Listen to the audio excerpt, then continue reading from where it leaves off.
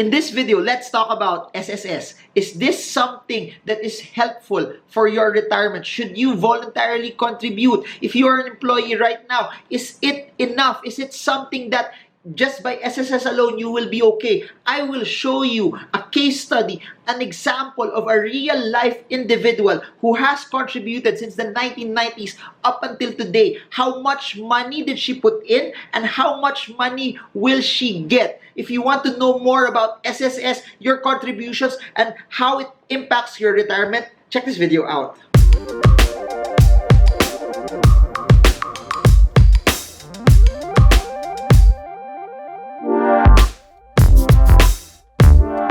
Hey guys, this video is something I think very relevant to a lot of people, since majority of you guys, OFWs, or if you're employed, or those who have businesses that are contributing voluntary to SSS, you want to know if your contributions are worth it based on the amount of money that you will get also as well. Before I continue with this story though, please remember this: I've always been a fan of you as an investor, as an individual, taking care of your finances on your own, not relying on the macro for you to be able to have a good retirement. So at the end of the day, regardless of what the outcome here, regardless of what computations will come out and what I show you, please remember this, and I keep saying this all the time: no one will take care of your financial future more than you. So if you want to have a better retirement, you want to have a better financial future, regardless of your age, you're 20, 30, 40, 50, you have to take control of your financial future today. You have to save, you have to invest, and whatever you get from SSS, it should be something that should be a bonus. You should consider your SSS as something that will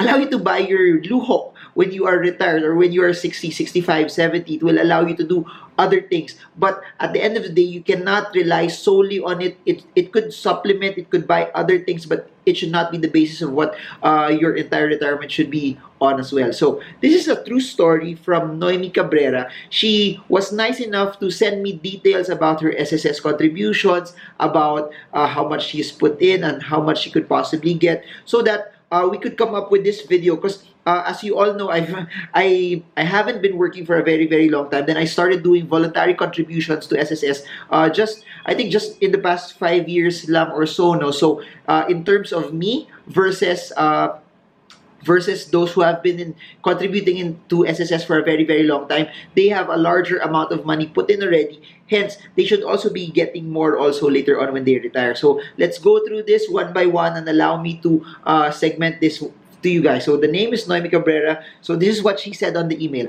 Attached, please, is the SSS contribution table of April 2019. The contributions based on monthly salary. For example, for an employee with a monthly salary of 50,000 pesos, it will fall under the credit of 20,000 pesos, thus an employer contribution of 1,800. So please remember, if you are employed, there's a contribution from you, then there's a contribution also from your employer as well. If you are self-employed, the whole contribution comes from you as well. So just to summarize this,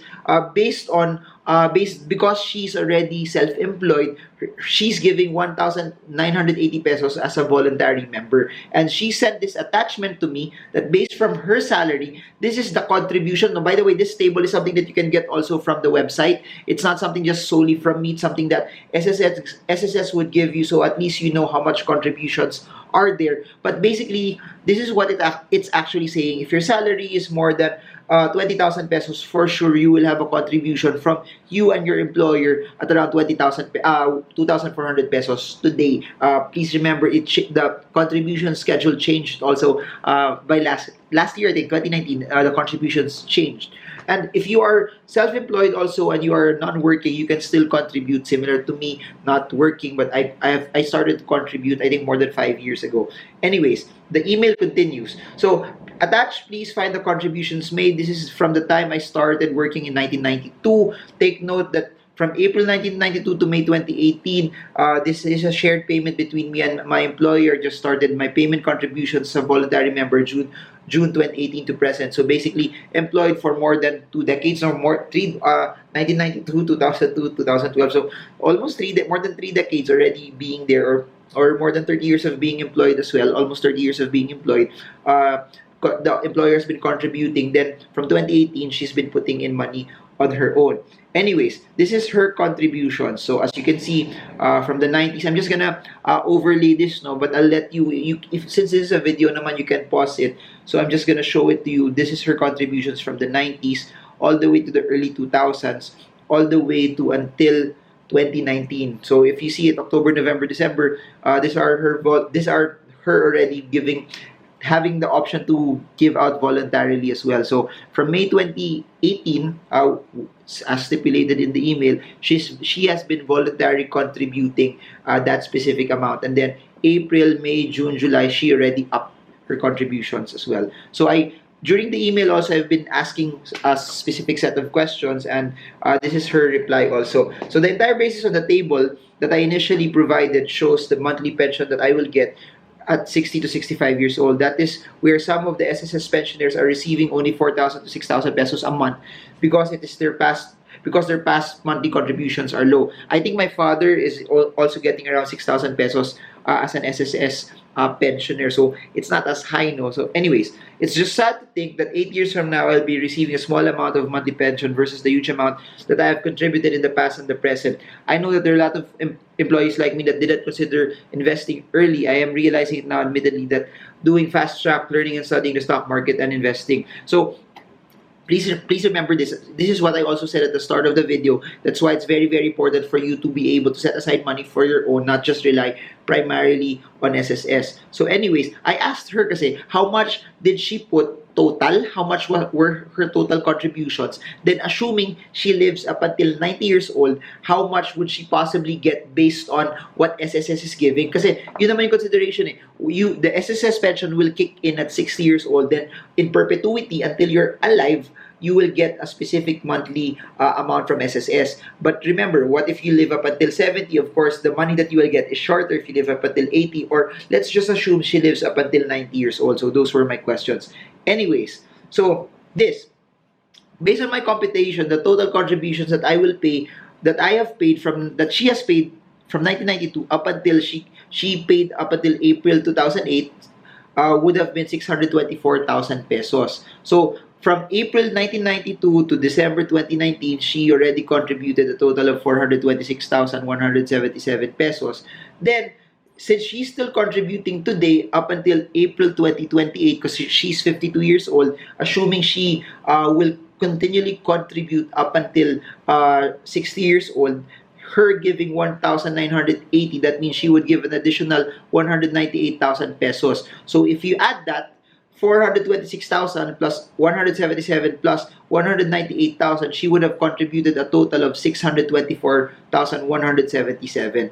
So this will give a monthly pension of 12,097 at 60 years old. So again, based on that current contribution, she will get 12,000 pesos up until 60. Then, eto pa, if she lives up until 90 years old, 12,000 multiplied by 12 months in a year, multiplied by 30, she would be getting 4.3 million pesos out of that span, out of that period. So, if you look at it, total contributions, 624,000 pesos, the total amount that she will get staggered over 30 years is 4.3 million pesos as well. So, think about it.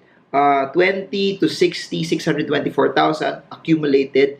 That 624,000 over the next 30 years, assuming she lives up until 90, she gets 4.3. If she lives up until let's say half of that, let's say 75 years old, then the amount that she would get is only maybe around 2.1 million pesos. So you can do the math there. 624, you get 2.1 million pesos, you live up until 70. If she lives only one-third that, let's say she probably will get, say, 1.5 million pesos off of the 624,000 that she contributed.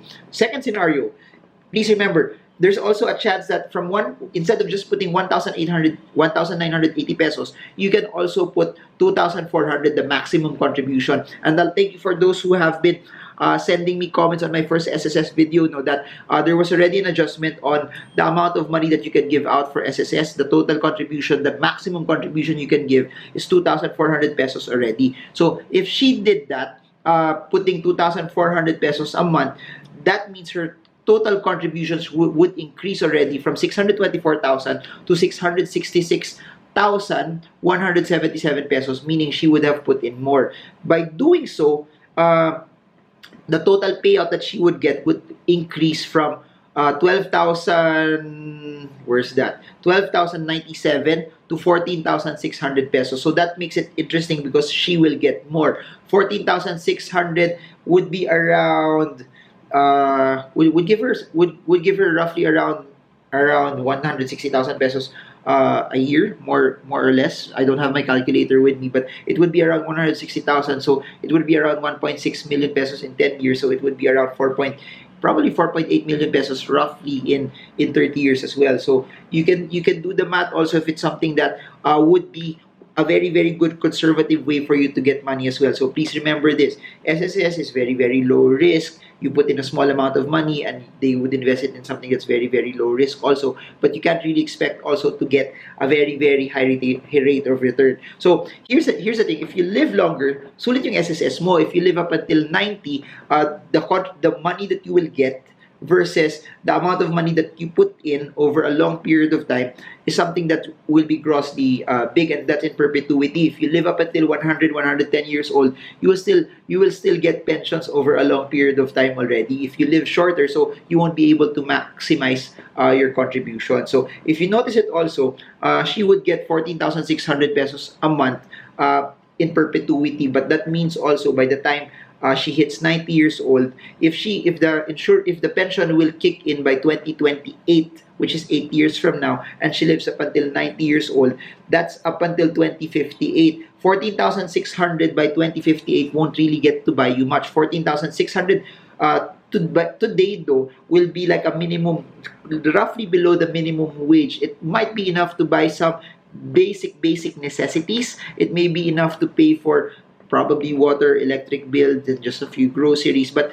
not really enough to give you a very, very comfortable life. This just goes to show that, I guess the whole point, the whole context of me making this video is that you need to take control of your financial future. You need to set aside money for you as well so that you get to somehow win and you get to live life at your own terms. And you use the stock market, you use the bond market, you use the real estate market, you use the other asset classes, you create businesses so that this other avenues will help you supplement to have a comfortable life as well. And if you've been noticing the videos that I've been making off of this, I've been saying this over and over and over and over and over, that retirement is not a function of age. It's a function of how good you prepare. It's a function of how you prepare so that your income from passive sources, SSS, rental income, stock market dividends, bonds, LTNCDs, IMA, REITs, etc. would take care of your operational expenses. So for her, 14,600 a month. So for example, her operational expenses is 50,000.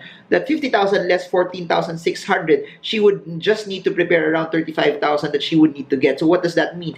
If, for example, she has a property that gives her rental of 35,000 pesos per month, then rental plus SSS, then if she has other investments, these other investments will allow her to do trips abroad, would allow her to do other things, would allow her to do all of the lujo that she would also want as well. So the key here is for you to have a combination of investments, a combination of assets that will massively work for you as well. So I guess that's it. Comment below if you're learning from all of this. Comment below if you guys have questions about this as well. And if you guys want me to make another SSS video, I guess comparing SSS versus Pag-Ibig, like this video. I'll try to do this challenge. If this video hits 500 likes, I will do SSS versus Pag-Ibig, SSS contributions versus Pag-Ibig MP2. Let me know if that's something that's interesting for all of you, or SSS versus Pag-Ibig versus the stock market. Put your comments below. Let me know if this is something that's so interesting to all of you guys.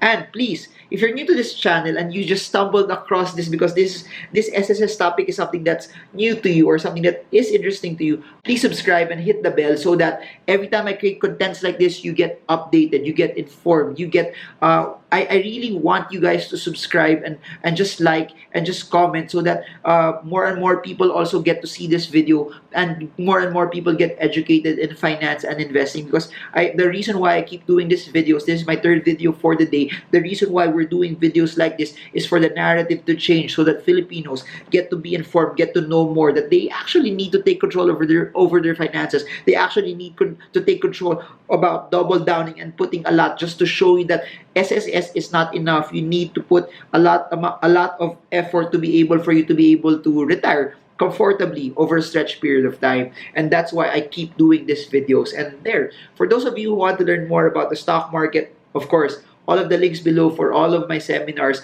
I have events in Manila, Taiwan, I was supposed to say Shanghai, but Sydney, Auckland, Dubai, Tokyo, Doha, London are all in the links below. I also have online courses. They're all in the links below. I also have books for those who want to be educated and want to read via books. They're all in the links below as well.